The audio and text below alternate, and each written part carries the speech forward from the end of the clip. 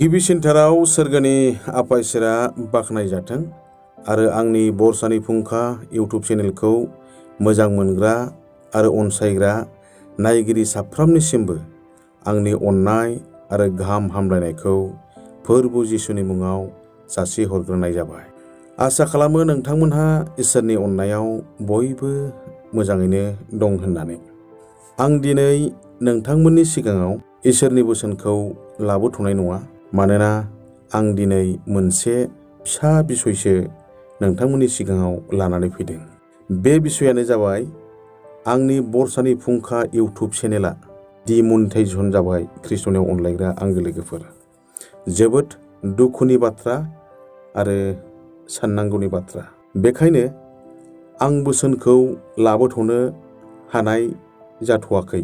जाहोना बेनो ख्रिस्ट'नियाव अनलायग्रा आंगो लोगोफोर। आं थांनाय माखासे समफोराव भिडिअ बानायनो एबा मेथाइफोरखौ लाबोनो हायाखैमोन आंनि चेनेलाव, गोबां माखासे जाहोनफोरनि थाखाय आरो बिसयफोरनि थाखाय। बेखायनो आंनि चेनेलाव दंखायोखा माखासे मेथाइफोरखौ आपल'ड खालामखानाय मेथाइफोरखौ कालेक्ट खालामना रि-आपल'ड होनाय जादोंमोन। बे रि-आपल'डनि थाखायनो आंनि चेनेला दिनै रिउस कन्टेन्ट जादों।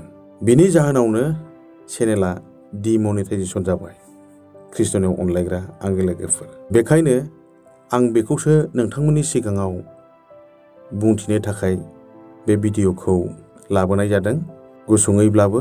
बेखायनो नोंथांमोना बे भिडिअखौ जोबजासिम नायलांब्लानो जाबाय। आं नोंथांमोननि सिगाङाव बेखौनो मिथिहोहरोदि सोरबाफोर आंबादि जानांनो हागौ।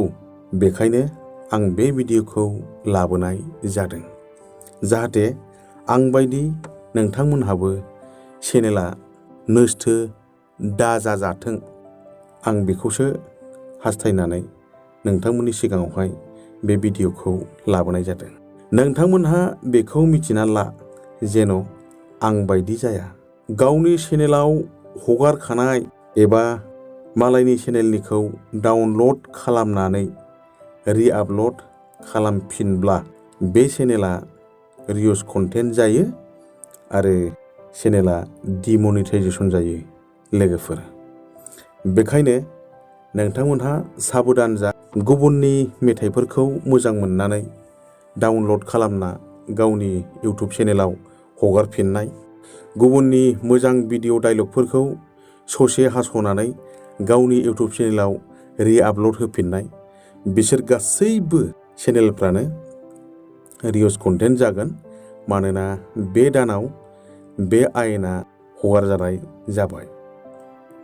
बेखायनो आं नोंथांमोनखौ खावलायो, सोरबाफोर गावनि चेनेलनिखौनो जा बा गुबुननि चेनेलनिखौनो जा कालेक्ट खालामनानै गावनि चेनेलाव आपल'ड होनानै दङब्ला नोंथांमोनहा थाबैनो गाव गावनि चेनेलखौ मोजाङै लाखिदो, नङाब्ला नोंथांमोननि चेनेलाबो डिमनिटाइजेसन जागोन आंनि बायदि।